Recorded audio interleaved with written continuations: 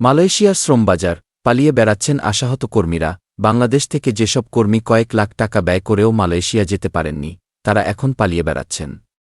বেশিরভাগ কর্মী জমি বিক্রি করে, স্বজন বা পরিচিত কারো কাছ থেকে ধার করে এসব টাকা জোগাড় করেন। অনেকে ঋণ করেছেন চড়া সুদে।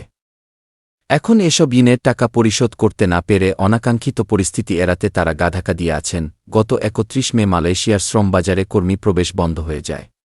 কয়েক লাখ টাকা খরচ করে ও বিমানবন্দরে উপস্থিত হয়েও প্রায় ১-৬ হাজারের বেশি কর্মী যেতে পারেননি মালয়েশিয়ায়। তারা যে অর্থ দালাল বা রিক্রুটিং এজেন্সিকে দিয়েছেন, সে টাকাও ফেরত পাচ্ছেন না। কর্মীরা বলছেন, ধারের টাকা জোগাড় করতে না পারলে আদৌ তাদের বাড়ি ফেরা হবে না। এদিকে মালয়েশিয়ার ঘটনায় গঠিত তদন্ত কমিটি গত ২৩ জুন মন্ত্রণালয়ে তাদের প্রতিবেদন জমা দিয়েছে। এরই মধ্যে সপ্তাহখানেক পার হলেও প্রতিবেদন প্রকাশ করেনি প্রবাসী কল্যাণ ও বৈদেশিক কর্মসংস্থান মন্ত্রণালয়। প্রতিবেদনে কি আছে এবং মালয়েশিয়া কাণ্ডে জড়িতদের বিরুদ্ধে কি ব্যবস্থা নেওয়া হবে, তা জানাতে ১ সপ্তাহ সময় দিয়েছেন হাইকোর্ট। গত রবিবার হাইকোর্ট থেকে এই নির্দেশ দেওয়া হয়। সে অনুযায়ী প্রতিবেদন প্রকাশের সময় জানতে চাইলে কোনো জবাব দেননি প্রবাসী কল্যাণ মন্ত্রণালয়ের কর্মকর্তারা। নাম প্রকাশ না করা শর্তে এক কর্মকর্তা বলেন, সরকারের উচ্চ পর্যায়ে এ প্রতিবেদন নিয়ে কাজ চলছে। সেখান থেকে উত্তর এলে এ বিষয়ে ব্যবস্থা নেওয়া হবে। নাম প্রকাশ না করার শর্তে অন্য এক কর্মকর্তা বলেন, প্রধানমন্ত্রীর দপ্তরে প্রতিবেদনটি পাঠানো হয়েছে। নির্দেশ পেলে আমরা ব্যবস্থা নেব। সেই সময় প্রতিবেদনটি প্রকাশ করা হবে। ভুক্তভোগীদের ভাষ্য, পটুয়াখালী সদর উপজেলার বাসিন্দা মো. রাব্বি হোসেন মালয়েশিয়া যেতে নোমান নামের এলাকার এক দালালকে ৫.৫ লাখ টাকা দেন। শুধু রাব্বি নন, একই এলাকার মো.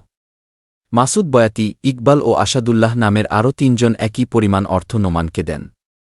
কিন্তু তারা কেউ মালয়েশিয়ায় যেতে পারেননি। এখন অর্থ ফেরত না পেয়ে পালিয়ে দিন কাটাচ্ছেন তারা। এ ঘটনা তুলে ধরে মো. রাব্বি হোসেন বলেন, আমরা এখন ভয়ানক পরিস্থিতির মধ্য দিয়ে জীবন পার করছি। সুদের টাকা ধার নিয়েছি। বাড়ি গেলেই সুদের টাকা দিতে হবে। কিন্তু কিভাবে দেব? এখন পালিয়ে দিন কাটাচ্ছি। আরেক কর্মী মো. মাসুদ বয়াতি বলেন, আমরা প্রবাসী কল্যাণ মন্ত্রণালয়ে অভিযোগ জানাতে গিয়েছিলাম, দালাল আমাদের বাধা দিয়েছে। শুধু বলে অপেক্ষা করতে। তবে আমরা গোপনে মন্ত্রণালয় ও বিএমইটিতে আমাদের কাগজপত্র দিয়ে অভিযোগ জানিয়ে এসেছি।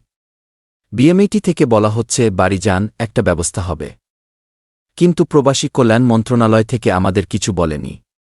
হাইকোর্টের নির্দেশ, সব প্রক্রিয়া শেষে চূড়ান্ত ছাড়পত্র নিয়েও কয়েক হাজার কর্মী মালয়েশিয়া যেতে না পারার ঘটনায় কী ব্যবস্থা নেওয়া হয়েছে, তা জানাতে নির্দেশ দিয়েছেন হাইকোর্ট। গত রবিবার এ সংক্রান্ত এক রিট আবেদনে প্রাথমিক শুনানির পর বিচারপতি মোস্তফা জামান ইসলাম ও বিচারপতি এস এম মাসুদ হোসাইন দোলনের হাইকোর্ট বেঞ্চ এই মৌখিক আদেশ দেন। কালের কণ্ঠ।